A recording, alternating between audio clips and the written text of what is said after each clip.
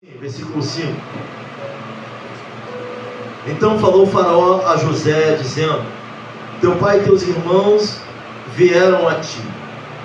A terra do Egito está diante da tua face. No melhor da terra faz habitar teu pai e irmãos. Habitem na terra de Gozém. E se sabes que entre eles há homens valentes, os porás por maiorais do gado sobre o que eu tenho. E trouxe José a Jacó, seu pai, e pôs diante de Faraó. E Jacó abençoou a Faraó. Faraó disse a Jacó: quantos são os dias dos anos da tua vida? Jacó disse a Faraó: os dias dos anos da minha vida, das minhas peregrinações, são 130 anos. Pouco e maus foram os dias dos anos da minha vida, e não chegaram aos dias dos anos da vida de meus pais, os dias das suas peregrinações. E Jacó abençoou a Faraó e saiu de diante da face de Faraó. Oremos ao Senhor. Pai querido, eterno Deus, nós te louvamos e agradecemos o teu nome. Nós te glorificamos, Senhor, por tudo aquilo que já ouvimos, já louvamos, pela tua presença neste lugar que é notória, Senhor. Nós te pedimos, ó Deus, que nossos corações, o Senhor possa tocar em cada coração, para que a tua palavra entre e faça morar. Me quebranto, Senhor, na tua presença. Sabe, Pai, que toda a dureza de coração, seja repreendida para a honra e glória do teu nome. Que a tua palavra, Senhor, realmente ela vai martelando, Pai, nossos corações, até colocar aquilo que lhe apraz em nós. Ao começar por mim, Senhor, que não seja apenas uma pregação, Pai, mas que o Senhor possa falar a vida dos teus filhos através de mim. Fales e não se cale, Senhor. Fale e não se cale. Eis aqui o teu povo, eis aqui a tua igreja. Somos ovelhas, Senhor, do teu pastoreio. Tu és a rocha mais alta do que nós.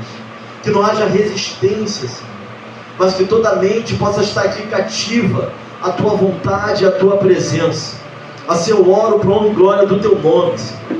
Que o espírito humano se submeta ao teu espírito. Pai querido, se há alguma força contrária à tua, parta em retirada agora, no nome que é sobre todo nome. Vem sobre nós, Pai, para a honra e glória, para o nome, sobre todo nome, nome poderoso de Jesus. Amém e amém. Por isso eu estava glorificando o nome do Senhor. E se alguém dormir, dá uma catucada nele aí e fala: fica ligado, que até para prestar culto a Deus, irmãos, às vezes é uma batalha e uma guerra muito grande, mas vamos ficar firmes no Senhor. Deixa eu fazer uma retrospectiva daquilo que nós falamos no domingo de família. Encara aqui o pregador, tá bom? Encara o pastor que aqui está. Se alguém te ligar, fala: se eu estou ocupado, está no culto, estou oferecendo essas horas ao meu Senhor. Fica ligado naquilo que Deus vai falar, vai dizer. O tema da mensagem é viver ou sobreviver. Viver é aproveitar a vida no que ela tem de melhor. Sabe, mas não é seguirmos a música de Lulu Santos, não. Que o tempo voa, temos que viver tudo que é para viver em Cristo, viver o melhor, viver positivamente. Aproveitar, sabe, a mordomia cristã que Deus nos deu. Aproveitar a vida da melhor forma possível. Agora, sobreviver é diferente de viver. Sobreviver é permanecer, sabe? Sobreviver é continuar vivo depois de algo que aconteceu, é resistir. É feito de continuar. Existir depois de algo, isso é sobreviver. Pastor, é importante sobreviver? É. As lutas vêm, nós passamos por elas e sobrevivemos. Eu falei aqui que eu lembro que eu amo os louvores de sobrevivência. Sobrevivi adorando, sobrevivi. Eu aprendi a ganhar, aprendi a subir. Doeu, mas eu vi indo. Precisamos ter a condição de sobreviver às guerras, às lutas, de resistir. Sabe, temos momentos de sobrevida. É bem verdade, temos momentos de sobrevida. Mas será que as guerras têm que ser permanentes o tempo todo? Sabe, nós precisamos viver também. Olha para alguém e fala assim: você precisa viver também. Sabe, sobreviver é bom. Existir, permanecer é bom. É de Deus. Mas viver, saber viver, é algo importante para a nossa vida. Tem gente que parece que não vive mais, só sobrevive. Até quando as lutas passam, os efeitos permanecem, continuam. A guerra já passou, mas os efeitos da guerra não. Estão vivendo os efeitos da guerra e da batalha. Mesmo depois que a batalha passou, alguns sofrem antes. A batalha nem veio, mas já está posto para a batalha. Sabemos bem o que é isso. E alguns estão sobrevivendo todo dia. Um dia após o outro. Vivemos em frangalhos antes, durante e depois da guerra. Mas Deus também vai nos dar momentos bons. E temos que aproveitar esses momentos para a honra e glória do nome dele. Nossa geração não sabe viver. Nós temos dificuldade com as dores. Temos para trazer aqui uma terapeuta que vai trazer uma palestra aprendendo a viver e lidar com as dores. Sabe, tem dor que não vai passar. Tem dor que nós vamos ser enterrados com ela, infelizmente. Você aprender a viver com ela, você aprender a sorrir com ela, mas ela vai estar ali. Como alguém que perde um filho, que perde os pais, que perde alguém que ama muito. Você vai partir dessa terra, vai ter que aprender a lidar com esse tipo de dor. Temos dificuldade hoje, uma geração muito picuinha, mimimi, nada tá bom. Sabe, e a música, nós temos dificuldade para escolher a música, o louvor, a roupa. Eu falei na outra mensagem, na outra pregação, de uma missionária que se matou, líder das mulheres. Claro que não foi só por isso. Provavelmente a roupa foi estopim, ela já devia estar cheia de muita coisa. E aí ela escolheu uma roupa, as mulheres não gostaram, falou que ficou horrível, ela cortou a garganta, ou algo do tipo, e viu a falecer. Viver bem é uma questão de escolha. E toda escolha tem um preço. Até para você poder viver bem, tem um preço. Sabe, tem consequências. Tem momentos que você vai ter que ignorar algumas coisas para você poder ficar bem. Você vai ouvir aquilo que você não quer, vai precisar entrar no ouvido e sair para você poder estar bem. Se reter tudo que ouve, vai viver mal. E tem que escolher a guerra que você quer travar. Não é toda a guerra que você tem que entrar. Tem guerra que você vai ouvir, mas não tem que entrar. Pessoas vão tentar te acusar para a guerra, mas você finge que não ouviu. Passa direto, dá a paz do Senhor. Não vai tirar satisfação. Escolha. Sabe, a maturidade com Cristo, nosso crescimento, Ele vai nos dar condições de escolher o tipo de guerra que a gente quer travar. Tem batalha que não é para travar. Não é toda guerra que nós temos que entrar. Temos que escolher. Aprender a viver. Sabe, ouviu o que eu não queria, passou. Tem momentos que não é bom nem dar resposta. Sabe, tem momentos que é bom ouvir, passar, nos cantar na cabeça, seguir, não vale a pena. Temos coisas melhores e mais importantes para focar. Então olha para mim e fala assim, escolha a guerra que quer travar. Tem gente entrando em tudo que é guerra, sabe? Qualquer coisa está numa guerra, está numa batalha, tudo leva para o coração, sempre está arrebentado. Vamos escolher qual guerra que vai valer a pena ou não travar. Essa é a grande questão. Então nossa geração não sabe lidar com as dores. Também por isso, o vazio só tem crescido. O vazio emocional, as lutas, as guerras. A gente vai buscar compensação em outros lugares que não seja na presença do Senhor, e outros prazeres que não seja estar adorando o nome do Senhor, e a nossa dificuldade ela só aumenta. Voltando para o texto aqui, senão vai acabar também a hora e a gente não vai concluir o que concluímos no outro. Voltamos ao texto. José está trazendo seu pai Jacó para o Egito. Ele é traído pelos seus irmãos. Ele vai fazer aquela artimanha, vai pegar o caçula. Com isso, seus irmãos vão ter que voltar para o Egito. Ele vai se revelar quem ele é. José vai passar uma grande batalha para perdoar. Perdoar não é fácil, sabe? Mas até para viver, perdoar vai nos fazer, nos dar liberdade para continuar vivendo. Sabe, aquele que não perdoa, ele não vive, ele sobrevive. Está cheio de mágoa, está cheio de rancor. Toda hora lembra daquilo que aconteceu em 1991. Ele está lembrando ainda. Pastor não era nascido, mas está trazendo à tona. Toda a conversa ele vai lembrar. Toda a conversa. Quando eu estou conversando na família, eu lembro que roubaram minha Beca numa cantata.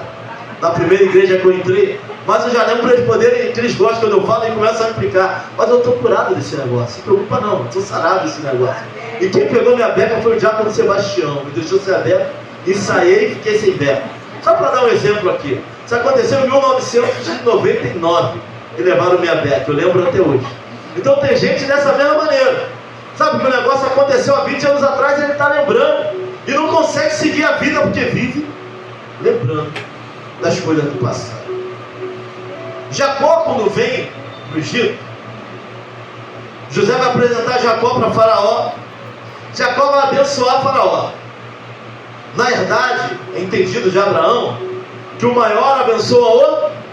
Mas quem era, tirando Deus na terra naquela época, o homem mais importante naquele momento? Era Faraó. Mas Jacó está dizendo para Faraó: ó, tu pode até ser o rei do Egito, mas a bênção está comigo.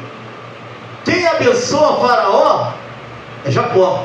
Não acontece o contrário. Está deixando bem claro, a bênção está comigo. Com todo o seu poder, nas entrelinhas ele diz que a autoridade espiritual não é de Faraó. Ele não era mesmo, era dele. E nesse inteirinho da apresentação, Faraó, por educação, vai chegar para Jacó e vai perguntar para ele quantos anos de idade ele tinha. Jacó vai dizer o seguinte para Faraó: meus anos são 130, poucos e maus foram os meus dias, os dias da minha vida. Não chegarão os dias da vida de meus pais nos anos da sua peregrinação. Jacó poderia já ter parado. Sabe, mas quando a gente está cheio de coisas em nós, é difícil até conter aquilo que a gente pensa. É difícil até conter a boca. É difícil até conter a língua. Ele vai falar para Faraó, ele podia ter parado e falado assim: olha Faraó, meus anos são 130 anos, mas ele vai continuar. E nessa continuação ele vai mostrar o que ele tem dentro. Os dias foram 130, poucos e maus. Não chegarei à idade de meus pais. Ele está falando assim, ó, meu pai, porque Isaac morre com 180 anos. Ele está dizendo que não vai chegar à idade dos pais no dia da peregrinação. Ele vai resumir toda a sua vida nessa frase: poucos e maus. Irmãos, o tempo ele voa. Os anos passam muito rápido. Sabe, ele vai dizer assim, ó, eu vivi mal. Mas se olharmos a vida de Jacó, ele está afirmando aqui, porque nós vamos ver no Val de Jabó algo sobrenatural sobre a vida de Jacó. Jacó vai ter encontro com Deus no Val de Jabó. Val é o lado mais raso do rio Jabó.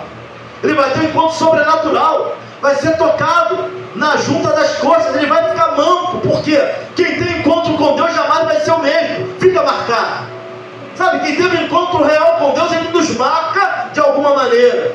Ele não vai de Jabó, que a Bíblia vai dizer que ele vence. Ele não vence. Deixar ele vencer. O amor de Deus pelo homem é que vence. Não tinha como vencer aquele ser que, com um toque desloca a junta das coxas de Jacó. Como é que ele vai vencer aquele ser? Não tem como. Não deixou ele ser. O amor de Deus vence. O amor de Deus pelo homem vence. O amor de Deus pela minha vida tem vencido. O amor de Deus pela tua vida tem vencido. Sabe, e ali ele vai mudar o nome dele. Olha, Jacó, hoje tu não é mais Jacó, chamará de Israel. Sabe, de ti, tu está continuando a herança. O Deus de Abraão, de Isaac e de Jacó. Você vai continuar a herdade. Mas mesmo com toda a promessa, Jacó vai chegar diante de Faraó com tudo que Deus fala para ele. Sabe, da forma que Deus se manifesta, mas ele tem algo dentro dele. Ele vai dizer, os anos da minha vida foram poucos e maus. Já viu aquele testemunho que a pessoa dá? Ah, fui jogado na boca do jacaré, o jacaré mordeu minha perna. Ah, tentaram me matar 3 vezes. Ah, é meia hora, é quase 1 hora no testemunho. De repente ele acaba, Jesus me salvou, acabou. Testemunho. Só lembrando das coisas ruins que dá. Jesus me salvou. E a história parece que acabou ali, mas a história continua na vida dele. Olha para alguém e fala assim, ah, tua história não acaba aqui. Fala, não acaba aqui. Mas meus dias foram maus. Meus dias foram ruins. Sabe, são 130 dias sem perspectiva de melhora. Ah, pastor, já vivi até aqui, eu sei que para mim está tudo acabado. Já tenho uma certa idade, o que mais Deus vai poder fazer por mim? Sabe, eu já casei, meus filhos já cresceram, meus filhos já casaram. Tem gente sem expectativa nenhuma. de que servimos a um Deus que ainda pode fazer muito por nós. Irmão, nós podemos viver em um ano o que não vivemos uma vida toda, se Deus assim quiser. Sabe, a igreja, nós não temos noção, a nossa dificuldade é essa, do Deus que nós servimos. Não estou aqui fazendo promessa que Deus não mandou.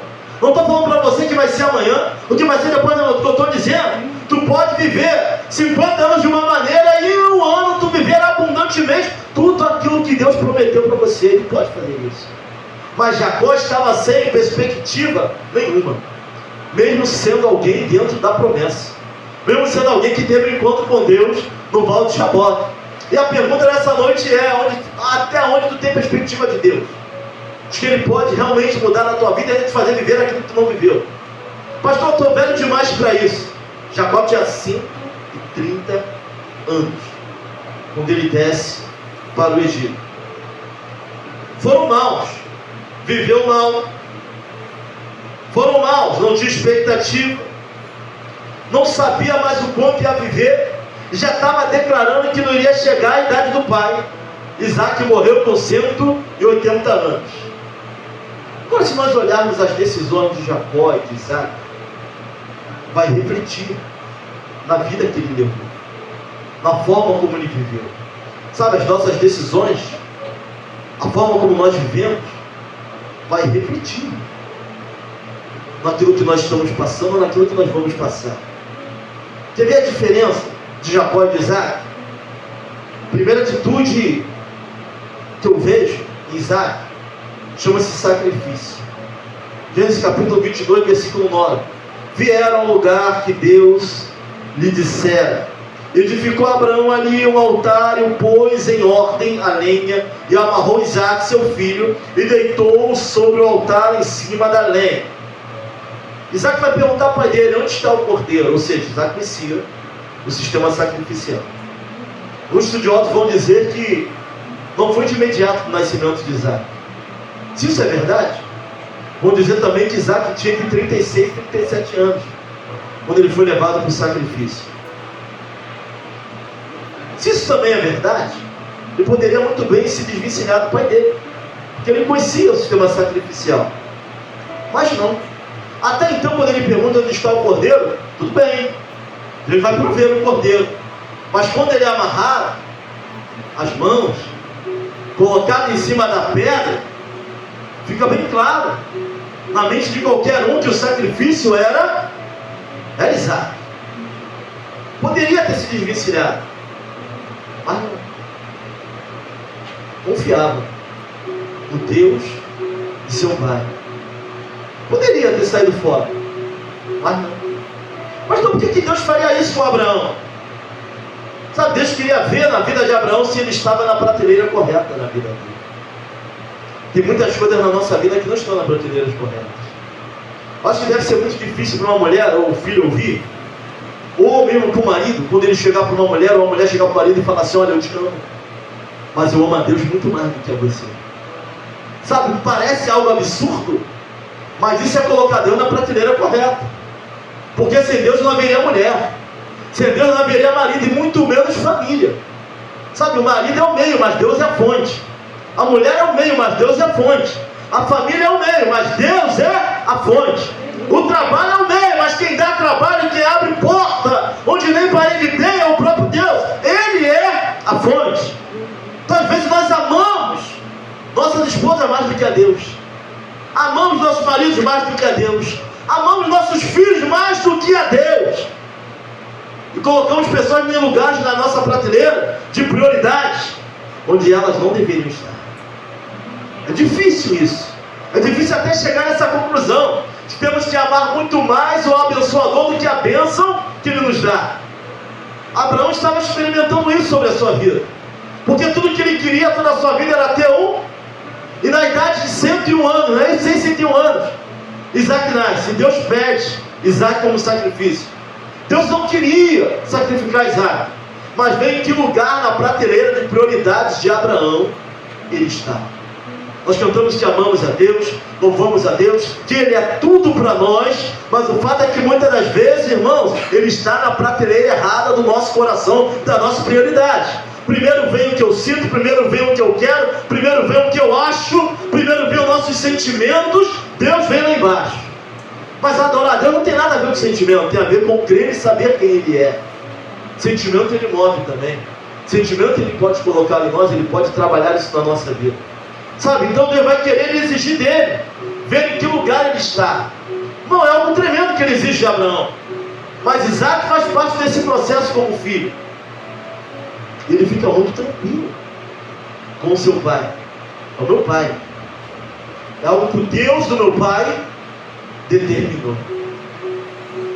Primeira coisa que eu vejo na vida de Isaac: sacrifício. Jacó vai ouvir sua mãe. Jacó vai fingir que é seu irmão Esaú, vai mudar a roupa, vai roubar a primogenitura do seu irmão, vai roubar a bênção da primogenitura do seu pai para o seu irmão. E aqui eu vejo, dentro da própria família, o pai que amava mais um e a mãe que amava mais outro. Gerou transtorno e confusão dentro da família. Nós precisamos amar nossos filhos, precisamos amá-los igual. É difícil amar da mesma maneira, mas a preferência familiar causa rombos, buracos emocionais na alma. Isso é fato. Jacó, enquanto um obedecia o seu pai cegamente, o outro obedecia a sua mãe cegamente. Enquanto um honrava o Deus do seu pai, o outro roubava a primogenitura do seu irmão, através da bênção do seu pai. Então nós vamos ver que os dois já eram diferentes nisso, Isaac e Jacó. Sabe, as decisões que nós tomamos pode sim reger o rumo da nossa história. Tudo na nossa vida é decisão, irmão. Segunda atitude: obediência. Com 40 anos, o pai de Isaac vai arrumar uma esposa para ele. Abraão faz seu servo colocar a mão por debaixo da sua coxa e jurar que Isaac não ia casar com Cananeia. Vai buscar uma esposa para o seu filho. Sabe, não queria a mulher daquele povo, dos filhos dos cananeus. Isaac vai se casar com Rebeca. Em uma época em que poligamia parecia ser a regra. Casa com uma mulher só. Uma mulher que seu pai vai pedir alguém para separar para ele. Novamente ele está confiando no discernimento do seu pai para a vida dele, no Deus que regia a vida do seu pai. E o servo nem conhecia Deus, mas entendia também que o Deus do seu patrão era um Deus tremendo e poderoso, e vai separar uma mulher para ele. Sabe, hoje, por mais que se fale, meu filho, procura uma mulher de Deus, prefere procurar Cananeia do que jovens e mulheres de Deus. Prefere procurar lá fora, prefere julgo desigual, prefere viver fora daquilo que Deus tem, do que cumprir a vontade de Deus para a sua vida. Agora, quando eu olho para Jacó, quando eu vou olhar para Jacó, marido de Raquel, de Lia, pai de 12 filhos e uma filha e 2 concubinas, Silpa e Bila. Irmão, uma mulher só às vezes dá ruim de montão. Monte. Seu filho traiu. Raquel era estéril, tinha ciúme de Lia. Raquel é a mulher que ele queria, Lia era a mulher que ele precisava. Uma mulher que ele queria, uma mulher que ele precisava, que até o fim com ele. Mesmo não sendo a mulher que ele idealizava, era a mulher que ele precisava para a vida dele. Um dos filhos dele vai dormir, Ruben e Bila, uma das suas mulheres. Quando eu vejo o Isaac só com uma mulher, na sua decisão, eu vejo Jacó com várias, ainda com concubinas também. O filho traiu Jacó. Sabe, alguns vão dizer: pastor, ele escolheu apenas uma mulher, Rebeca. Rebeca faz o filho enganar o pai. Mas o amor de Isaac por Rebeca vai tipificar o amor de Cristo pela igreja. Tem um estudo sobre isso, porque ela não foi fiel a ele nesse sentido, enganou, mas ele permanece com ela mesmo assim. A igreja até não é fiel a Cristo. Você e eu até não somos fiéis a Cristo, mas Ele permanece conosco mesmo assim. Permanece fiel à igreja. Sabe, permanece, morreu, instituiu a igreja, morreu por nós e permanece fiel à igreja. Uma igreja infiel, mas um Cristo fiel a ela. Então tipifica o amor de Cristo pela igreja. Ele permanece. Sabe, irmãos, divórcio, alguns vão dizer que divórcio é a bênção do recomeço. Não, divórcio é misericórdia. Não é a bênção do recomeço. Ele permanece com a mulher dele até o fim. Sabe, o modelo de Deus, irmãos, que Ele vai botar na arca 8 homens e 8 mulheres. Por isso, sobre continuação, família, modelo de Deus, modelo bíblico. Se bota 16 homens lá, já era a humanidade. Se bota 16 mulheres na arca, já era a humanidade. 16 homens, Noé, seus filhos, ou melhor, e mulheres. Sua mulher, suas enteadas. Esse é o modelo de Deus para a nossa vida. Na morte de Isaac, foi o único momento, depois do val de Jabó, que a Bíblia vai dizer que eles se reuniram para sepultar Isaac.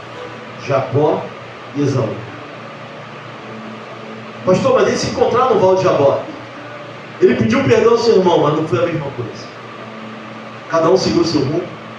A família só voltou a se encontrar no sepultamento de Isaac. Sabe, não deixa que a dor seja o agente de unir você a pessoas que estão separadas da tua vida hoje. Algumas pessoas estão separadas por confusão, por encrenca, desafeto. Sabe, mas não deixe que a dor seja o agente de te unir no velório. Não deixe que a dor seja o agente de unir famílias que estão separadas por algum motivo hoje. Não deixe que a dor, que a morte, seja o agente de unir pessoas. Somente a morte. Agora, depois do val de Jabó, que uniu toda a família só esteve junta de novo no sepultamento de Isaac. Bom, nós precisamos aprender a viver. Nós levamos muita coisa no nosso coração. Sabe, somente com a morte de Isaac, ele novamente, depois do val de Jabó, ele só vai encontrar Esaú para sepultar o seu pai. E muitas pessoas são assim. Pessoas morrem e não dá tempo nem de pedir perdão. Pessoas vão e não dá tempo nem de reatar. Sabe, nós temos um coração tão duro que somente na morte nós conseguimos olhar na face de algumas pessoas e falar: me perdoa, eu te perdoo. Às vezes somente o agente da dor, a dor é o agente que une novamente algumas pessoas. Então não deixe que a dor seja o motivo do último reencontro. Ainda dá tempo de mudar, né? Precisamos aprender a viver. Nós passamos tanto tempo brigando com pessoas e evitando pessoas. E o nosso tempo nessa terra, ele é tão breve. Temos que viver da melhor forma possível, pedindo a Deus um coração semelhante ao dele, liberto para amar sem ter limites, um coração pronto a perdoar. Pastor, o senhor está pregando isso porque não é para o senhor. O senhor está pronto a perdoar para mim, está trazendo isso para você. Você acha que Deus já não me confrontou em relação a isso? Sabe, e quando você perdoa, você está apto a continuar a seguir. Sabe, você não está liberando outra pessoa, não, você está se liberando, se autorizando a permanecer vivendo e vivendo bem para a honra e para a glória do Senhor. Quanta gente já não pode mais pregar amor, de verdade não pode. De verdade não pode. Tem gente que já não pode mais pregar perdão, Diácono Vantes, porque o inimigo já travou ele nessa área. Pode pregar até permanecer, pode pregar fogo, caia fogo do céu, mas perdão não pode mais. Está travado, está preso, não tem como. Diz que não pode mais pregar amor, sabe, pregar amor fraternal, não tem como, está preso nessa área. Está anulado nessa área, pode pregar outra coisa, mas isso não. Mas Deus não nos quer presos em algumas áreas, sabe, Deus nos quer livres para falar do amor dele e da palavra dele, seja para quem for e como for. Essa é a vontade Deus para nós. Mas alguns estão presos. É necessário aprender a viver.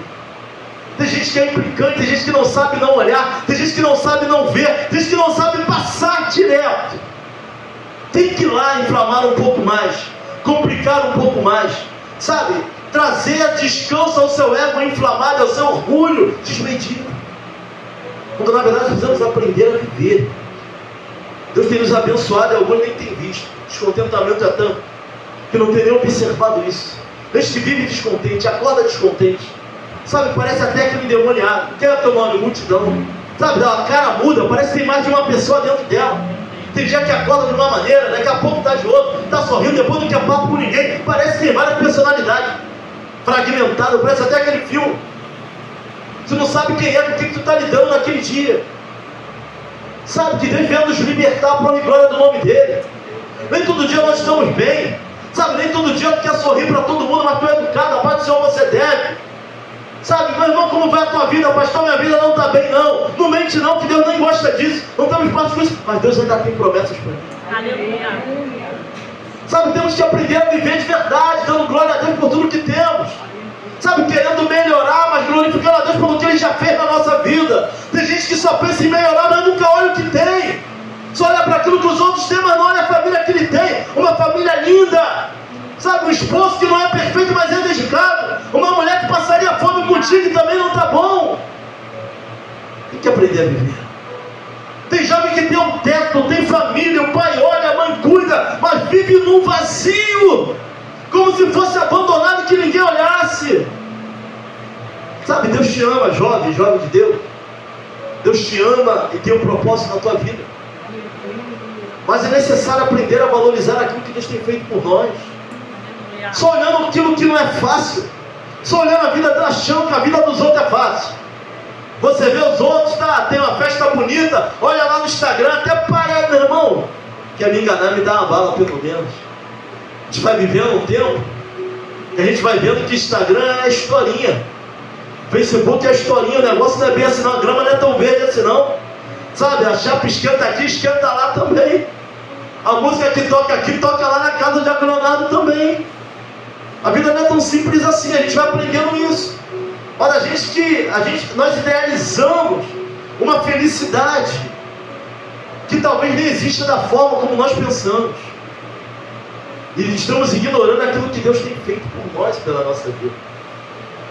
Olha o linguajar de Jacó para Faraó. Poucos irmãos. Deus permitiu ele rever o filho dele, que até então estava morto, que até então tinha sido comido por uma fera, tinha sido vendido como escravo. Permite ele descer, permite ele enxergar o seu filho, que estava desaparecido. Sabe, a primeira coisa que ele vem, ele fala para Faraó: meus dias foram poucos e maus, não chegarei aos dias de meus pais.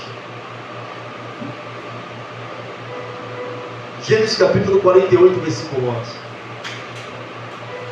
Israel disse a José: eu não cuidava ver o teu rosto, e eis que Deus me concede as bênçãos de ver os seus dependentes. Olha como é que ele chega com 130 anos com uma expectativa. Ele vive mais 50 anos no Egito. Chega com 130, vive mais 50. Jacó viveu 50 anos no Egito, chegou a 180 anos. Igual a quem? Igual a quem? Olha para quem você, Deus é bom ou não é? Sem perspectiva nenhuma. Ele vai dizendo que Deus nem pensava ver os teus filhos. Mas ele chega meio endurecido. Ele chega meio amargurado. 130 anos. Mas de 50 anos que ele viveu lá, Deus derramou sobre ele, de repente, que ele não viu em 130. Porque nosso Deus é poderoso e basta apenas uma palavra para mudar a nossa trajetória. Não quero te trazer esperança falsa nessa noite, não. Eu estou falando para você que é da terceira idade quer dar esperança. Olha para alguém da terceira idade para pensar: Deus ainda pode operar na tua vida aquilo que você nunca pensou viver. Deus ainda pode fazer por você em pouco tempo aquilo que você nem esperava viver.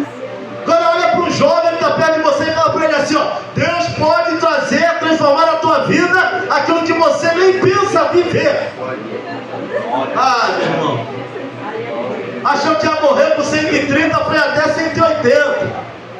Ah, meu filho está ruim. Qual é o teu problema? Junta tudo e joga fora. Não se apaga a lâmpada do Senhor que há em vós. Sabe, dona Naí está rindo lá atrás, dona Naí? Deus pode ainda fazer a obra, dona Naí. Sabe? Vocês podem ficar igual Sara, sorrindo, sem nem saber porque ele está rindo. Deus é bom. Olha para mim e fala assim: Deus é bom, meu irmão.